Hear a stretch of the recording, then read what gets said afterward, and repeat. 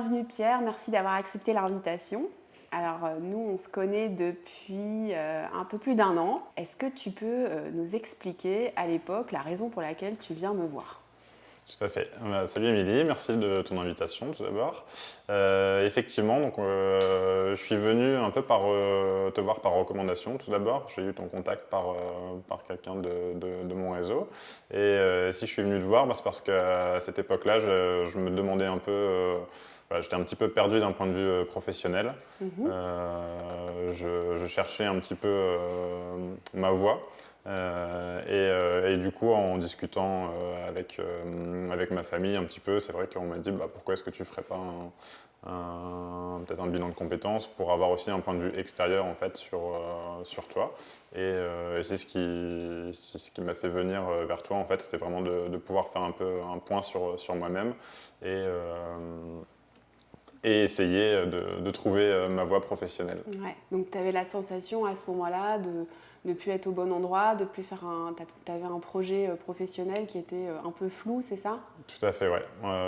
J'ai eu un projet professionnel un peu particulier. Enfin, ça s'est un peu pas passé exactement comme je le souhaitais par rapport au Covid notamment. Mhm. Et puis j'avais surtout, voilà, j'avais pas une passion dans ce que je faisais, j'avais pas de passion. Et j'étais vraiment à la recherche d'une passion, enfin de travailler tout en étant vraiment heureux d'aller au travail et de prendre du plaisir Mhm. au jour le jour. D'accord. Donc là, tu as quel âge Là, je actuellement? vais bientôt avoir 34 ans. Quand tu viens me voir, tu as donc 33 ans. Donc tu as un parcours professionnel, tu as travaillé avant de venir me voir. Quel a été ton parcours et les études que tu as suivies avant? Du coup, alors niveau études, donc j'ai étudié à Lille. J'ai fait un parcours au droit, un petit peu Mhm. atypique. Le parcours, il s'appelait droit comptable et financier. Mhm. Donc, parcours juridique tout en ayant un aspect chiffre avec la comptabilité et la finance. Ce qui m'a beaucoup plu d'ailleurs, plus même que le côté 100% juridique. Donc j'ai fait mes 5 années d'études à Lille. Mhm. J'ai fini en Master 2 du coup. Et il fallait faire bien entendu le stage de fin d'études pour valider son Master 2. Et en fait, à cette époque-là, à la fac, on nous a pas mal parlé du Luxembourg. Et de certains collègues de la promo d'avant qui étaient partis faire leur stage de fin d'études là-bas, qui avaient obtenu un CDI à la suite de leur stage, avec une rémunération plutôt attractive et une expérience nouvelle. Donc en fait, c'est vrai qu'on est plusieurs de la promo un peu à s'être intéressés au Luxembourg de manière générale. Et puis, me voilà parti en stage de fin d'études dans le cabinet Ernst Young Mhm. à Luxembourg en tant que conseiller fiscal. En tant que stagiaire bien sûr, mais pour la partie conseiller en fiscalité. Mhm. Donc j'ai fait mon stage là-bas, tout s'est très bien passé et effectivement ça a débouché sur un CDI. Et j'avoue qu'à l'époque, voilà, je sortais des études, première expérience professionnelle qui se passe bien, je découvre un nouveau pays, une nouvelle culture, je rencontre énormément de monde là-bas puisque c'est très, très international. Du coup, Mhm. ça m'a permis d'améliorer aussi mon anglais, etc. Et puis je me dis, en fait, je n'avais pas forcément cherché du boulot ailleurs. J'ai pris un petit peu la facilité, on va dire, j'ai accepté le CDI chez Ernst Young et puis j'ai commencé là-bas en tant que conseiller en fiscalité. J'y suis resté en tout et pour tout 2 ans chez Ernst Young et ensuite j'ai suivi un de mes directeurs qui partait chez un concurrent à Luxembourg, chez BDO et je suis parti là-bas et j'y suis resté en tout 6 ans, donc 8 ans au total dans 2 sociétés différentes. Donc, Ouais. parcours assez fluide. Assez fluide et un super parcours, parce que j'imagine que si tu es resté aussi longtemps, c'est que tu y étais plutôt bien pendant longtemps, ça t'a nourri, tu as appris beaucoup de choses. Qu'est-ce que tu as appris Tout à fait. dans cette expérience? Donc du coup, oui, c'était très très enrichissant déjà d'un point de vue personnel. C'était, comme je l'ai dit tout à l'heure, c'est la découverte d'une nouvelle culture, des nouvelles personnes, de nouveaux horizons. Donc ça, c'était très intéressant. Et l'anglais surtout. En France, on n'est pas très bon en anglais, hein, sauf ceux qui ont fait des écoles de commerce et qui ont pu partir en Erasmus. Mm. Donc ça, c'est vrai que c'était un côté sympa à Luxembourg, c'est de pouvoir améliorer mon anglais et ensuite une rigueur de travail aussi vraiment rendre des dossiers carrés. Voilà, on était très très structuré en termes de hiérarchie. Hein. On commençait assistant 1, assistant 2, senior, enfin, jusque l'associé, donc c'est très très pyramidal. Et du coup, chaque dossier est revu par son N+1, etc. Donc voilà, vraiment une rigueur de travail et aussi être capable de s'adapter en fonction de ses supérieurs aussi. Adapter son comportement en fonction de qui est la personne qui supervise le dossier. Donc ça, c'est vraiment les principaux points qui m'ont, d'un point de vue professionnel, je pense, que j'ai pu développer sur Luxembourg. Sur ces expériences-là. Et est-ce que petit, tu avais un rêve professionnel? Est-ce qu'il y a eu des moments dans ton enfance où tu as rêvé d'être joueur de foot ou pompier? Pas spécialement. Bon, je pense qu'un peu comme tous les petits garçons, oui, peut-être qu'à un moment donné, j'ai peut-être voulu être footballeur ou quelque chose comme ça, mais sinon, non, j'avais pas de rêve professionnel très, très précis. Étant enfant, non, pas spécialement. Et alors, comment s'est décidé du coup cette orientation vers le droit? Comment ça s'est déterminé? Comme beaucoup de choses, jusqu'à il y a encore peu de temps, un petit peu par facilité, dans le sens où à la sortie du lycée, il a fallu un peu se demander qu'est-ce que je fais maintenant, dans quelle étude je me lance. J'avais pas un profil scientifique et je me voyais pas du tout faire médecine, donc ça déjà c'était éliminé. Et ensuite, voilà, j'avais envie je pense que j'avais envie de la fac. Je pense que j'étais pas assez mature à l'époque pour envisager une prépa pour une école de commerce. Avec du recul, je regrette peut-être un petit peu d'un point de vue études, mais voilà, à cette époque-là, ça n'a pas été une alternative. Donc, je sais pas, je me suis un peu laissé diriger vers le droit parce que je me suis dit c'est un bon moyen ça ouvre plein de portes. Voilà, ça ouvre beaucoup de portes, donc je me suis dit voilà, on va essayer le droit et puis ça s'est bien passé tout de suite. J'ai passé ma première année du premier coup et donc encore une fois, je suis rentré un peu dans un... Ouais, c'était fluide en fait. C'était fluide, exactement. Ouais. Jusqu'à il y a, on va dire, 2-3 ans, tout était fluide, ça se passait bien. Ce que tu souhaitais avoir, tu l'obtenais. Quand tes professeurs t'ont parlé du Luxembourg, ça s'est fait naturellement. Tu as trouvé un job naturellement. Tu es rentré dans ce cabinet et tu as évolué dans ce cabinet, notamment parce qu'en termes de savoir-être, tu avais cette capacité à t'adapter, à suivre aussi les directives, la rigueur, etc. C'est des choses qui te caractérisent. Et donc, tu as pu évoluer au sein de ces deux cabinets. Et alors, qu'est-ce qui fait qu'à un moment donné, tu dis stop? Comment ça s'est passé? Clairement, c'est oui, la passion, quoi. Le fait que j'avais pas trop de passion dans ce que je faisais et j'ai mis du temps à vraiment m'en rendre compte. Au début, en fait, je pense que c'était nouveau encore. C'est le début du monde du travail, le salaire était plutôt intéressant. Forcément, quand on évolue, le salaire évolue également. Donc c'est vrai qu'on rentre un peu dans une routine à ce niveau-là. Et puis tout se passait bien pour moi, donc je ne me posais pas trop de questions. Et en fait, au bout d'un moment, à force d'évoluer, justement, je commençais à arriver un petit peu en haut de la pyramide. Et là, je me suis dit, je regardais au-dessus de moi et je me dis, là, du coup, maintenant j'ai fait 8 ans de fiscalité. Soit je vais plafonner, rester là où je suis, ou soit je vais devoir envisager d'essayer d'être associé d'ici quelques années dans une structure comme ça. Et je me suis rendu compte qu'en voyant en voyant comment les gens étaient, les associés, ce qu'ils faisaient au jour le jour, je me suis dit non. Ça te donnait pas envie. Ça me donnait pas envie en fait. Je me suis dit tu vas te tromper là. Tu pourras pas faire ça toute ta vie. Ça va pas le faire. Donc voilà, donc j'ai commencé un petit peu à avoir du mal à me motiver au niveau professionnel.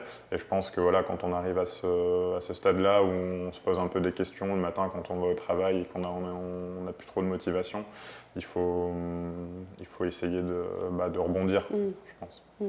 Ouais, donc tu es dans un marché de l'emploi qui est plutôt florissant au Luxembourg, il me semble. Comment donc la décision de quitter, elle se fait comment? petit à petit quand même, hein, parce que entre le moment où on commence à se dire bon, c'est pas ça que je veux faire toute ma vie, et le moment où on dit bon, maintenant stop, ça a pris quand même presque un an, on va dire. Il a vraiment fallu que ce soit de plus en plus difficile en fait d'aller au travail pour prendre la décision. Et ce qui m'a fait prendre la décision, en fait, du coup, moi, j'avais fait 8 ans de fiscalité, donc un CV très très orienté fiscalité à Luxembourg. Donc pour se réorienter professionnellement, c'était pas forcément super facile, en tout cas hors fiscalité bien sûr, et hors Luxembourg. Après Luxembourg, ça me plaisait, donc bon, voilà, c'était pas un sujet Luxembourg, c'était vraiment la matière en tant que telle. Et du coup, difficile de se réorienter. À ce moment-là, j'ai pas pensé à faire un bilan de compétences, justement. J'aurais peut-être, avec le recul, c'est peut-être aussi quelque chose que j'aurais dû faire à ce moment-là. Et au final, voilà, un peu encore par le réseau, j'ai rencontré le DG d'une boîte du côté de Lille. Avec qui j'ai bien accroché, on a pas mal échangé, et puis c'est vrai que dans les discussions, je lui disais que voilà, moi je me plaisais plus trop dans mon travail, et puis le fait qu'on ait bien sympathisé, on a gardé contact en fait sur plusieurs mois, on a échangé, et puis à un moment donné, il m'a proposé en fait de le rejoindre et de découvrir un peu sa société et voir de quelle manière on pouvait peut-être faire un bout de chemin ensemble dans sa société. Et du coup, encore une fois, voilà, c'est un peu tombé entre guillemets du ciel, même si c'est pas, c'est pas vraiment le cas, mais voilà, c'est quand même en parlant, etc. Mais il y a eu cette opportunité. C'était à Lille, du coup, ça me faisait revenir à un endroit où il y a la famille pas loin, il y a des amis, etc. Donc j'allais clairement sortir de ma zone de confort, mais je savais à peu près où j'allais. Il y avait quelques points d'appui. C'est ça, exactement. Tu sais, bon, quelque part, au Luxembourg, la motivation était vraiment d'un point de vue professionnel, à zéro. Ouais. Donc ça, déjà, voilà, même s'il y avait des conditions de travail, un salaire, etc., c'était plus suffisant pour compenser. Et à côté de ça, ce que tu pouvais projeter d'un nouveau projet, finalement, il y avait des choses intéressantes, il y avait de la famille, il y avait les amis, donc une région que tu connais, donc des points d'appui, et un projet qui pouvait être intéressant, et de la nouveauté. Donc du coup, t'es parti, quoi. Tu t'es lancé. Exactement, ouais. Du coup, j'ai décidé de tenter l'aventure, et je suis revenu du coup m'installer sur l'île. Ouais. Et donc, tu restes un an, je crois, un petit un an. Ouais, allez, un an et demi au total. Un an et demi, ouais, quasiment un an et demi. Un an et demi, et ça t'apprend des choses, mais finalement, ça t'apprend aussi que c'est pas forcément ça que tu veux faire. Exactement. Ça m'apprend beaucoup de choses. En fait, ça me fait découvrir le monde de la PME, ce qui était super intéressant parce qu'à Luxembourg, forcément, j'étais dans des très grands groupes. Du coup, chaque personne a un rôle très très précis au sein de la société, parce qu'il y a tellement de monde qu'on est vraiment, on a chacun sa spécialité. Et là, je me retrouve un peu dans un environnement où voilà, la PME, et en France en plus, on va pas se mentir, le côté administratif, etc. J'ai eu la joie de regoûter un peu à tout ça, malheureusement. Et du coup, oui, c'était une très bonne expérience dans le sens où ça m'a remis un peu une vision différente en fait en termes de... T'es catapulté dans un environnement qui n'a plus rien à voir. Exactement. Où on te demande beaucoup de polyvalence, j'imagine, faire plein de choses différentes, toucher à tout, c'est ça. Et c'est ce qui était très intéressant du coup en fait. Comme une nouvelle, en tant que nouvelle expérience, c'était vraiment intéressant de toucher à tout. J'ai découvert vraiment l'ensemble des postes de la société, donc aussi bien en point de vue logistique, administratif, la partie commerce, etc. Et puis assez rapidement, il y a eu il y a eu le Covid du coup, donc la société a dû forcément fermer l'entrepôt pendant un petit moment, puisque tous nos clients à l'époque étaient fermés. Donc ça a fait un petit peu un frein à mon intégration et à mon développement dans la société, et ça m'a aussi laissé du temps pour réfléchir et me dire bon, ok, c'est bien, c'est cool, tu découvres plein de choses, c'est intéressant pour l'instant, mais est-ce que tu te projettes, est-ce que je me projette ou pas? Et la réponse était non.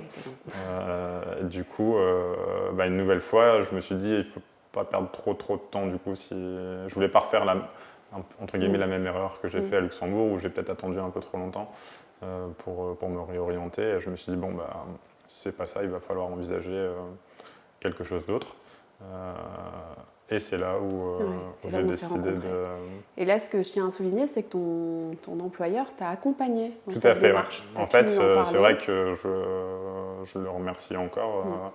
Il a vraiment été top parce qu'aussi bien quand je l'ai rencontré, qu'on a eu nos premiers échanges, qu'il m'a proposé de venir le rejoindre, etc. Voilà, ça a toujours été très instructif, très intéressant, et il m'a toujours fait confiance, et c'était top. Et puis même après 8 mois dans la société, quand je lui ai fait part un peu de mon mal-être, enfin pas de mon mal-être, mais plutôt du fait que voilà, je me voyais peut-être pas sur du long terme, et qu'en plus le contexte Covid, il nous aidait pas non plus à créer quelque chose comme on le souhaitait. Tout de suite, il a été d'une très bonne écoute. Et puis, quand je lui ai parlé du bilan de compétences, il m'a effectivement encouragé. Il m'a laissé. Il t'a encouragé, il a même financé grâce à l'OPCO, tout à fait. Ouais. Donc, c'est quand même assez c'est vrai que, signifiant parce que tu n'étais pas là depuis très longtemps. Très longtemps, et il a été vraiment. J'imagine que pour toi, c'était quand même rassurant d'être en mesure de communiquer comme ça avec ton manager. Bien sûr, je trouve que j'ai toujours essayé de faire ça dans ma vie de manière générale, et surtout la vie professionnelle, c'est d'être un maximum transparent. Et c'est vrai que quand on est entouré de gens bienveillants, la transparence, je pense que ça paye aussi. Et du coup, j'ai été transparent avec lui, et puis il a été présent, très sympa avec moi. Il a été super présent, et il m'a encouragé dans mon bilan de compétences. Peut-être que le bilan, il aurait fait que je serais resté chez lui ou pas. Après, voilà, c'était un peu un pari. Enfin, je veux dire, l'idée, c'était pas de faire un bilan pour forcément partir. On serait peut-être tombé sur quelque chose d'autre. Exactement. Mais en tout cas, ce qui est sûr, c'est qu'il a été accompagnant. Et donc ça, c'est vrai que j'imagine que ça sécurise aussi quand on fait la démarche. Savoir qu'on peut aussi en parler, parce que je le précise parce que c'est quand même pas toujours le cas. Non, j'imagine qu'il y en a beaucoup qui font ça. Et je trouve que moi, ça m'a marqué ce point-là. Bon, donc du coup, à ce moment-là, tu décides de faire cette démarche de bilan, de faire un point sur toi, d'y voir un peu plus clair, d'essayer de travailler une trajectoire professionnelle, mettre un peu de clarté pour voir vers quoi aller demain. Donc c'est là qu'on se rencontre. Et donc dans un premier temps, le processus du bilan est toujours à peu près le même. Il s'agit de bien se connaître, de comprendre quels sont nos talents, notre parcours, nos leviers de motivation, nos valeurs, nos centres d'intérêt, etc. Donc durant cette période-là, je me souviens bien que dans tes centres d'intérêt, il y avait la partie immobilier où tu aimais feuilleter les catalogues et regarder les offres de vente de maisons, etc. Mais parmi d'autres choses en réalité. Et je pense qu'on était à peu près au milieu du bilan, et c'est ce que je trouve toujours un peu magique dans l'accompagnement, c'est que un jour tu reviens et là tu me dis « Émilie, c'est bon, je sais ce que je veux faire, je veux travailler dans l'immobilier ». Voilà, tu me l'annonces comme ça, de but en blanc. Est-ce que tu te souviens de ça aussi? Et si oui, comment toi tu l'as vécu de l'intérieur? Oui, c'est exactement ça. Du coup, effectivement, à force d'avoir fait tout ce travail d'introspection sur soi, et aussi d'avoir fait le point un peu sur ce que je ne voulais pas. En fait, je savais exactement ce que je ne voulais plus en termes professionnels, au jour le jour, ce que je voulais éviter. Je savais à peu près ce que je voulais, mais je savais surtout ce que je voulais éviter.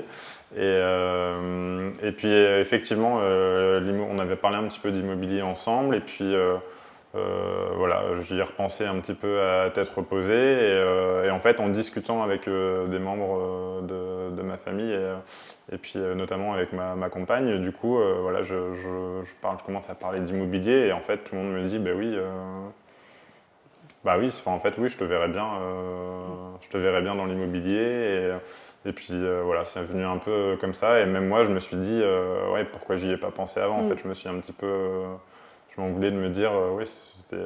tu avais l'impression que c'était évident, en fait, ouais, c'est ça. Je pense que c'était, d'une certaine manière, c'était évident, c'est juste que, vu que tout s'est fait de manière fluide dans ma vie professionnelle, je me posais pas les bonnes questions, je pense, je me suis laissé un petit peu porter. J'avais pas ce côté passion, je pense. Enfin, je n'étais pas forcément à la recherche de ce côté passion parce que je m'en rendais pas trop compte. Et donc du coup, voilà, l'immobilier, je suis revenu vers toi et j'ai dit, voilà, je pense que j'ai trouvé, faut que ce soit autour de l'immobilier en tout cas. Ouais. Et du coup, aujourd'hui, est-ce que tu peux parler de passion pour l'immobilier? Oui, enfin, de manière générale, oui, clairement. Je pense que l'immobilier, c'est une passion, ça devient même presque trop. Enfin, je suis tout le temps en train d'en parler. Ma compagne, elle en a un petit peu marre aussi. Non, oui, c'est une passion. En tout cas, oui, l'immobilier, c'est une passion. Une passion que je développe, bien entendu, au fur et à mesure. Mais oui, c'est clairement un secteur qui me plaît. Ouais, toi qui pensais ne pas avoir de passion, finalement, tu t'en es découvert une, mais en réalité, elle était déjà un peu présente. Ouais, je pense qu'elle était déjà un petit peu présente. Et là, ça je fais de. Là, tu y vas à fond, quoi. C'est ça. Et du coup, quand tu parles d'évidence, c'est quoi les évidences si maintenant, avec un petit peu de recul, alors ça fait un petit an finalement, ouais, même ça va pas. Faire un an officiellement au mois de mai. Ouais. En mois de mai, donc même, on n'est pas encore un an. Mais avec le peu de recul que tu as, c'était quoi les évidences qu'à l'époque tu ne voyais pas forcément? Quelles étaient les évidences? En fait, je pense que c'est l'activité que j'exerce au jour le jour. En fait, c'est un mélange de plein de choses, c'est-à-dire ne pas être avoir un métier vraiment diversifié en fait. Je pense que c'était surtout ça, c'est d'avoir une partie forcément relations humaines, parce que du coup c'est un métier dans lequel où on est en contact de pas mal de personnes, on échange, on découvre, on écoute, ça c'est super intéressant. Il y a la partie aussi juridique, du coup mes études ne sont pas forcément inutiles, puisqu'il y a quand même une grosse base au niveau juridique, donc ça c'est bien. Il y a l'aspect chiffré aussi pour tout ce qui est investissement, il y a aussi la partie fiscale justement par rapport aux investissements. Donc c'est vraiment, voilà, ça me permet de toucher un peu à tout en fait. Plus l'intérêt pour la pierre, avoir quelque chose de concret en fait. C'est ça aussi qui me manquait dans le passé, c'est de pouvoir dire, voilà, c'est du concret, voilà, un appartement, une maison, ça restera toujours un appartement, une maison, on peut le toucher, on peut le visiter et on sait de quoi on parle en fait.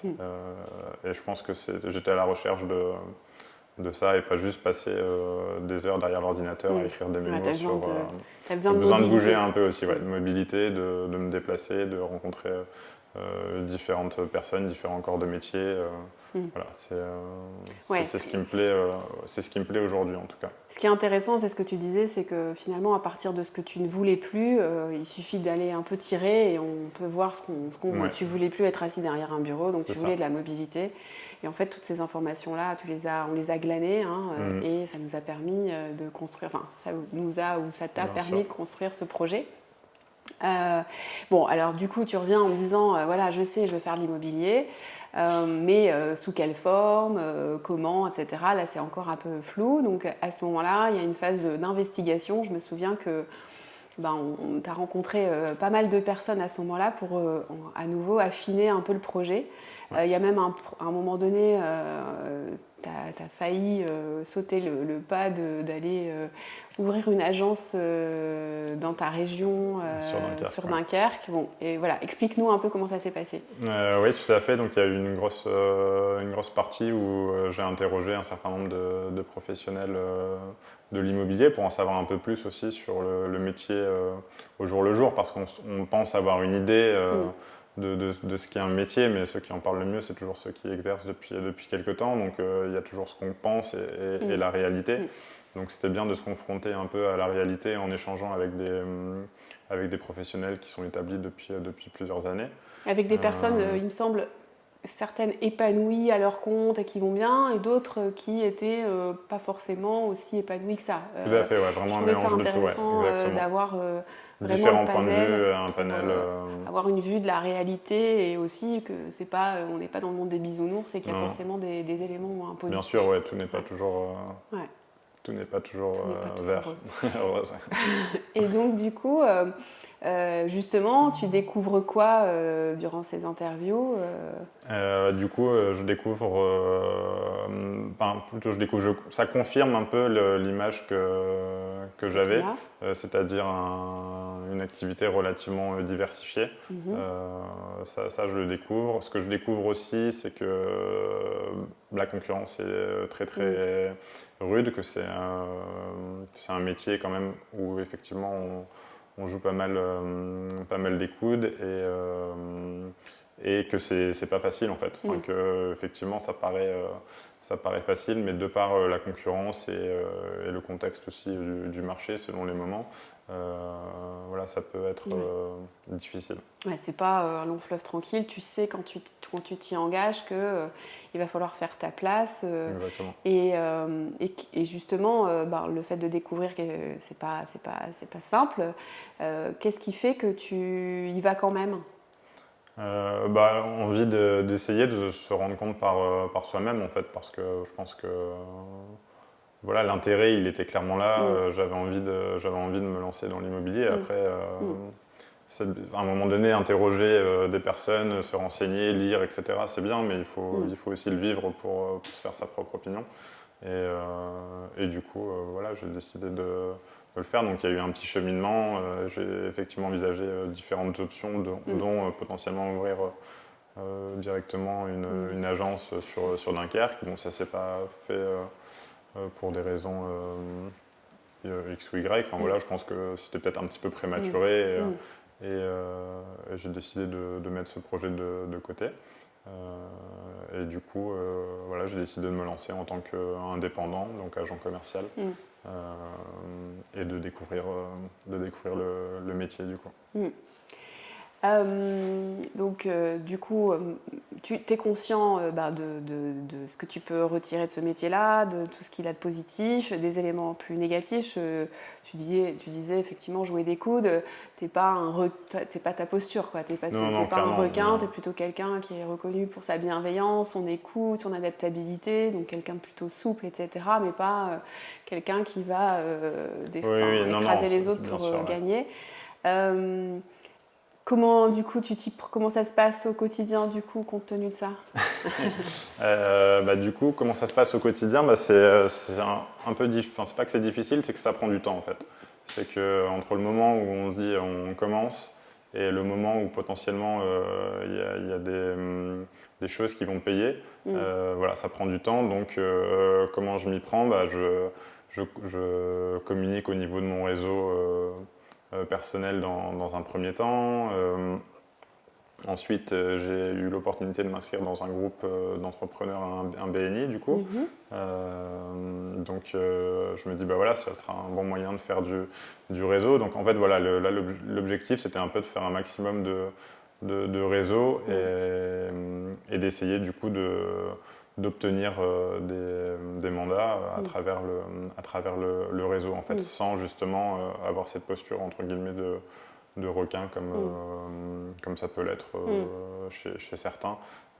Voilà, d'être vraiment là pour rendre service et répondre à un besoin et pas être juste dans un statut de demandeur et de venir uniquement sonner aux portes pour... Ouais. Quelque part, ta posture plus à l'écoute, bienveillante, aussi ce côté sérieux, rigoureux, etc., c'est des éléments qui, j'imagine, doivent rassurer les clients. Les potentiels acquéreurs. Ouais, bien sûr. Et finalement, si tu avais un côté peut-être un peu plus foufou où j'écrase tout le monde, peut-être que ça répondrait moins à certaines attentes de certains profils, quoi. Ouais, je pense. C'est un de tes atouts. Je pense que oui, en fait, j'essaye vraiment enfin, je reste moi-même et du coup, je mets en avant effectivement tout ce que j'ai pu apprendre d'un point de vue professionnel ou personnel aussi, basé sur ma façon d'être en fait. Le fait d'être bienveillant, d'être à l'écoute, c'est clairement important dans ce métier et je le suis de nature, donc forcément c'est facile pour moi. Donc ouais, j'utilise vraiment un peu tous ces points forts, tous mes atouts en fait que j'ai et que j'adapte aussi en fonction forcément de la personne que j'ai en face de moi. C'est-à-dire que Un investisseur, bon, la bienveillance, lui, il n'en a pas grand-chose il en a pas grand-chose à faire et je suis tout à fait en mesure d'être face à un investisseur, de parler rentabilité, investissement, etc. Il n'y aura pas de problème. Et d'un autre côté, voilà, si on est sur une résidence principale et qu'on est avec un couple de primo-accédants ou justement des retraités qui souhaitent vendre leur maison, etc. Je vais avoir ce côté bienveillant à l'écoute. Donc voilà, je m'adapte vraiment en fonction des gens et je le fais naturellement puisque ça fait partie de ma façon d'être en fait. Maintenant, un petit peu moins d'un an, dis-moi que ça a démarré, que tu as commencé. C'est un début plutôt prometteur, on est d'accord? Ouais, je suis plutôt content du début, notamment par rapport au contexte actuel au niveau du marché qui est très très tendu. Donc ouais, non, je suis plutôt content de mes débuts et surtout là, je vois qu'il y a de plus en plus de choses qui payent, des choses que j'ai mis en place, que j'ai activées il y a quelques temps et je commence à avoir des résultats aujourd'hui. J'ai eu également mes premières recommandations de clients que j'ai pu accompagner il y a quelques mois. Donc voilà, effectivement, je suis plutôt satisfait parce que pour l'instant, tout se passe plutôt bien. C'est pas toujours facile, hein, forcément, mais en tout cas, les résultats commencent à... C'est prometteur. C'est prometteur, ouais, c'est ça, effectivement. Tu te sens rassuré aujourd'hui par rapport à ce projet-là pour l'avenir? Oui, je me sens, alors pas 100% rassuré parce que ça fait même pas encore un an, donc il faut encore voir un petit peu plus loin, mais en tout cas, je vois que voilà, l'immobilier, c'est sûr que ça me... C'est fait pour toi? C'est fait pour moi, et puis il n'y a pas de raison que ça ne suive pas derrière, donc non, je pense que ça va le faire, ouais, je suis entre guillemets assez rassuré. Il n'y a pas de raison que ça ne marche pas en tout cas. Et du coup, est-ce que donc, dans les éléments qui font que c'est positif, est-ce que c'est quoi la clé de succès? Est-ce que tu as découvert une ou plusieurs clés de succès aujourd'hui?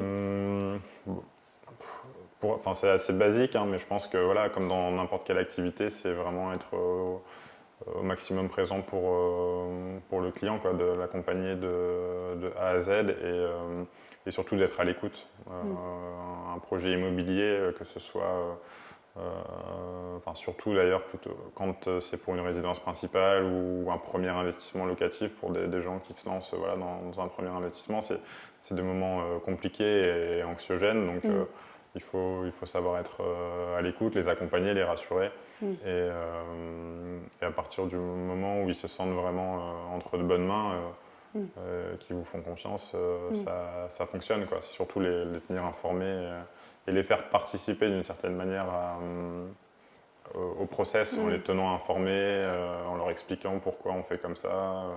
Voilà, un petit côté un peu pédagogie, j'essaye un peu de faire un petit peu de pédagogie à tous les niveaux durant mon accompagnement pour qu'ils se sentent vraiment accompagnés du mieux possible. Sécurisé, quoi. Avec toi, on se sent sécurisé, tu les chouchoutes. Un petit peu, ouais.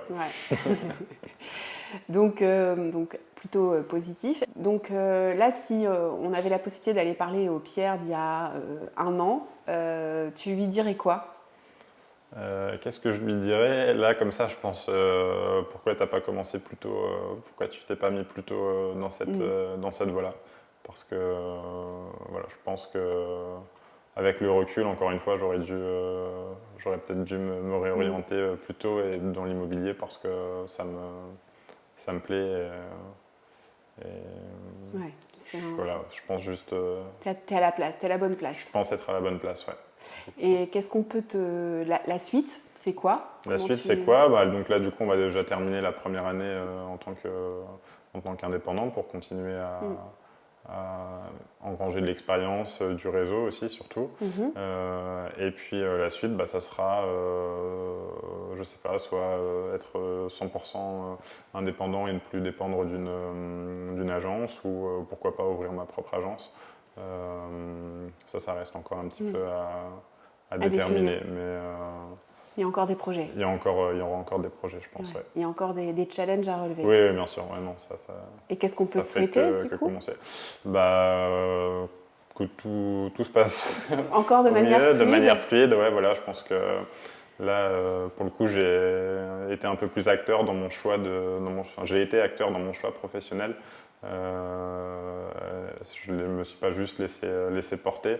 Je me suis sorti de ma zone de confort et je me suis confronté à cette nouvelle expérience. Donc oui, bah là pour le coup que ça continue à être fluide, mais pour les bonnes raisons, parce que j'ai décidé de me lancer dans ce secteur.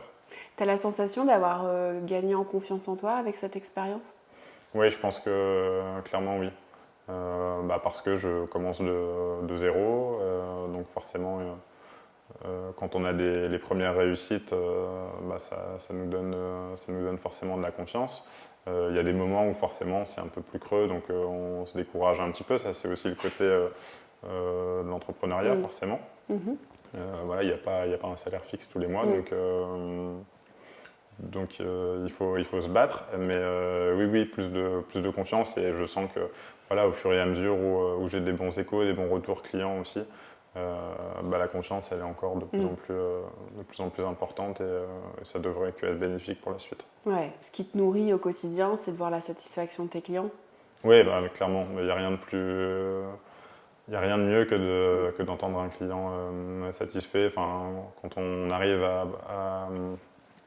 à ce que tout le monde soit content, c'est-à-dire aussi bien forcément le vendeur que l'acquéreur, que le vendeur soit content parce qu'il a vendu rapidement, s'il a besoin de vendre rapidement, à un prix qui lui convient, que l'acheteur ait trouvé sa maison pour fonder sa famille, voilà, ça c'est vraiment...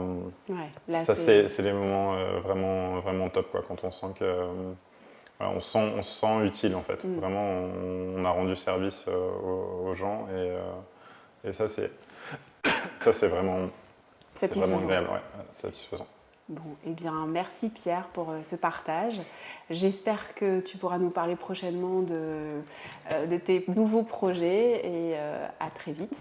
Merci Émilie, merci pour ton invitation, et puis à très vite.